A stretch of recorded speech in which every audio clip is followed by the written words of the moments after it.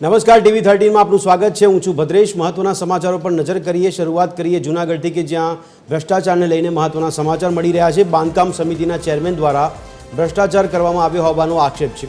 ભાજપના corporator Jayesh બોગરાએ checking કર્યું હતું। સ્પર્શ કરતાં જ લગાવેલી ટાઇલ્સ હાથમાં આવી ગઈ હતી। નબળી ગુણવત્તાનું કામ થતા હોવાના આક્ષેપ કરવામાં આવ્યા છે। મુખ્યમંત્રી ભૂપેન્દ્ર પટેલ અને ધારાસભ્યને તેઓ રજૂઆત કરશે। ભ્રષ્ટાચારી અધિકારીઓની સામે કડક કાર્યવાહી કરવા માટે માંગણી કરશે।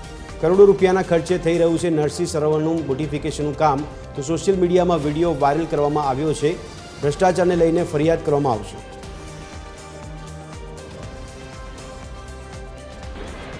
નરસિંહ મહેતા તળાવે મને એક ફરિયાદ મળતા મેં ત્યાંની મુલાકાત લીધી અને મુલાકાત લીધા પછી ખરેખર મને એવું લાગ્યું કે ભ્રષ્ટાચાર ખૂબ જ ભ્રષ્ટાચાર થઈ રહ્યો છે।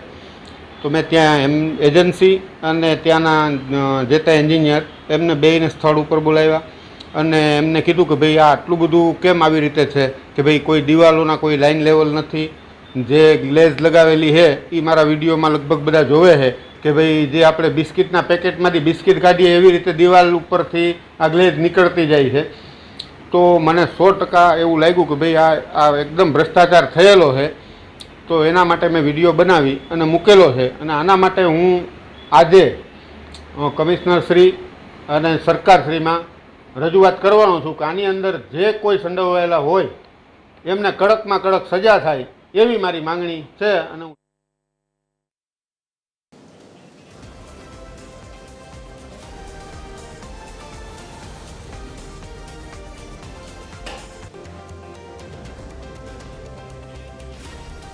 બાંધકામ સમિતિના ચેરમેન દ્વારા ભ્રષ્ટાચાર કરવામાં આવ્યો હોવાના આક્ષેપ સાથે હવે મુખ્યમંત્રીને રજૂઆત કરવામાં આવશે। નરસિંહ સરોવરનું બ્યુટિફિકેશનનું કામ કરોડો રૂપિયાના ખર્ચે કરવામાં આવ્યું છે। આ કામની શરૂઆત કરવામાં આવતા જ કામમાં ભ્રષ્ટાચાર આચરવામાં આવ્યો હોવાની ફરિયાદો ઉઠવા પામી છે। ત્યારે હવે આ ભ્રષ્ટાચારની ફરિયાદ છે તે સીએમઓ સુધી પહોંચાડવામાં આવશે તેવું કહેવામાં આવી રહ્યું છે। નબળી ગુણવત્તાનું કામ થતું હોવાના આક્ષેપ પણ કરવામાં આવ્યા છે। ત્યારે મુખ્યમંત્રી ભૂપેન્દ્ર પટેલ અને ધારાસભ્યને પણ રજૂઆત કરવામાં આવશે। જોવું રહ્યું કે આ ભ્રષ્ટાચારના બ્યુટિફિકેશનના કામમાં ફરીથી ફેરફાર કરવામાં આવે છે કે કેમ, ભ્રષ્ટાચારીઓ સામે કોઈ પગલાં ભરવામાં આવશે કે કેમ, તેને લઈને પણ જૂનાગઢ વાસીઓમાં અનેક સવાલો ઊભા થઈ રહ્યા છે। જૂનાગઢમાં નરસિંહ સરોવર બ્યુટિફિકેશનનું કામ કરોડો રૂપિયાના ખર્ચે શરૂઆત કરવામાં આવી છે, જેમાં નબળી ટાઇલ્સ લગાવવામાં આવી હોય તેવા દ્રશ્યો સામે આવ્યા છે। ત્યારે હાથ લગાવતા જ જે ટાઇલ્સ છે તે હાથમાં આવી જાય તેવા દ્રશ્યો અને વિડીયો વાયરલ થયો છે।